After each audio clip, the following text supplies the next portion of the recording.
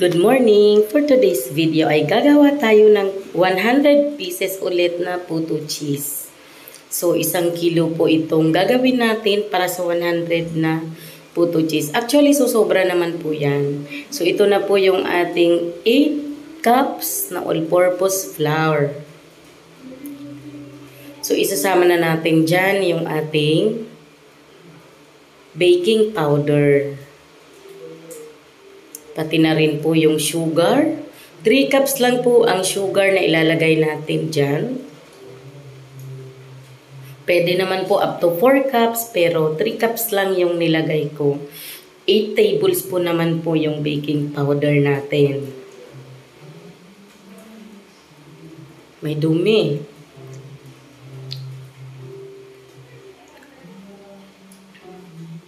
So, ngayon naman po ilagay natin yung 4 pieces ng egg, whole egg.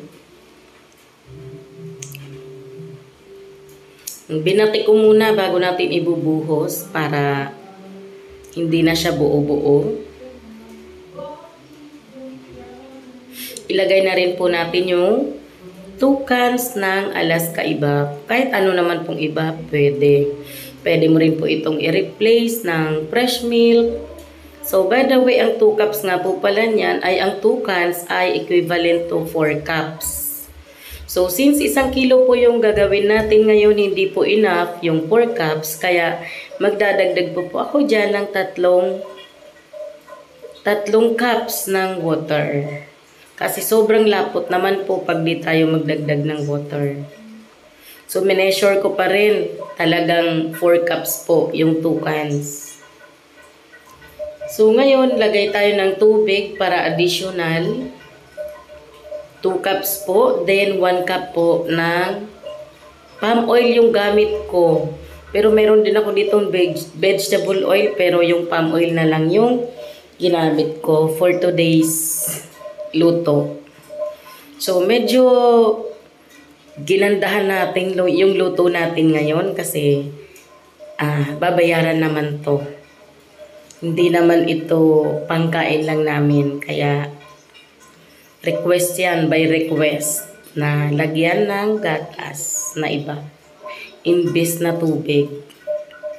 Diba? So, haluin lang natin yung mabuti. Pero, anyway, isasala naman natin yung mixture natin. Kaya, kahit medyo may konting buo-buo pa, ay okay lang yan. So, wag lang po nating panggigigilan yung paghalo para hindi po masyadong ma-overmix. Kasi pag hindi na lumalabas dito sa strainer natin, ay gagamitan ulit natin siya ng spatula. So another halo na naman yun. Para maging makinis ang ating puto.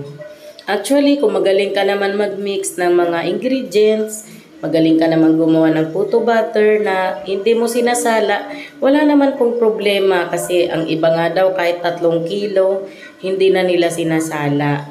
So, kanya-kanya naman tayong kasi kanya-kanya naman tayong gusto o pamamaraan kung paano natin lulutuin as long as maging maganda yung kakalabasan, wala naman pong problema.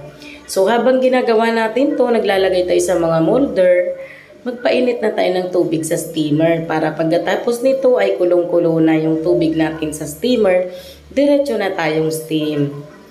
So, ang gagamitin ko pong cheese dito ay yung dati ko pa rin pong ginagamit na Pure Foods ang brand. Yung Big Time. Tama ba? Hindi yata Pure Foods yun. Basta yung Big Time. Parang CDO yata yun. So, yun po kasi ay di naman nami-melt kahit isabay. Kaya isasabay lang natin. So, ganun pa rin po ang cooking time natin dito ay 10 minutes pa rin kasi medium size ang mga natin. Tawag dito ang mga molder natin. Medium size. So, hanggang 3/4 lang po sa sa puto molder yung ilalagay natin bawat isa. Actually, yung iba nga nabubuhos ko, napupuno po. Masyado na siyang malaki pagka naluto talaga ang laki ng alsa. Kapag halos mapuno yung mga molder, saka talagang sa 1 kilo, 100 lang talaga yung magagawa mo. Pero kung susundin mo yung 3/4 lang, mga 110, mahigit ang kaya mong magawa sa 1 kilo. So ito, sinakto ko lang para ano lang, 100 lang, kaya halos pinupuno ko na siya. So ayun, kung natatagalan po kayo or nababagalan sa ating video, pwede nyo na po yan i-fast forward.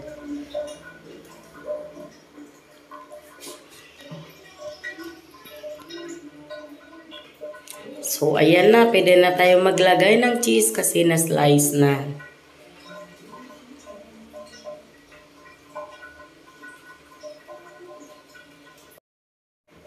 Ayan, sa cheese naman po para makatipid-tipid kayo ay pwede nyo siyang hiwain. Kagaya niyan, maliliit lang siya at maninipis lang.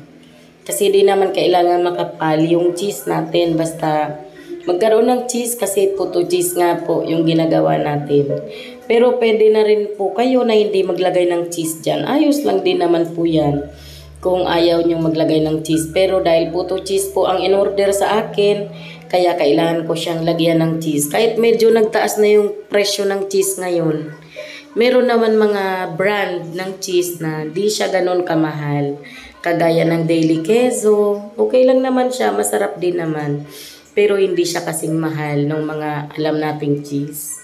So after 10 minutes, ganito na po ang ating nagawa. So, meron ako ditong prepare na bilao. So, napaka-perfect ng alsa ng puto natin ngayon. Prepare ko na kanina yung mga bilao na yan para paglalagyan natin. Sakto lang talaga dito sa bilao natin yung 100 pieces na medium size na puto cheese. So, hindi ko na ipapakita yung lahat ng kabuuan ng video natin na hanggat mapuno itong bilao natin kasi pare-parehas na rin yan. 'Di ba? So, ganun lang. Sa pag-aayos naman po ng mga puto natin sa bilao, depende na sa iyo kung anong gusto mong maging ayos. So, ako po lahat lang nakatayo. So, meron naman nakahiga yung mga puto, tas paikot-ikot. So, ako mas prefer ko po na ganyan kasi nadadalian lang ako kasi, di ba ilalapag mo lang. So, ito po pwede mong pagkakitaan, pwede din panghanda sa kung anong okasyon sa inyo para hindi ka nabibili. So, dito po sa amin, sa iba, 750 na po ang 100 pieces. Pero, sa akin naman po, binibenta ko lang lagi ng 500 pesos ang 100 pieces na medium size. Ayos na lang din yan kahit kumita lang tayo ng konti. So sa mga gusto pong umorder, pwede kayong mag-message dito sa page. Pwede po kayong mag-comment sa YouTube, ganun. So ito na po. Thank you so much. See you next vlog.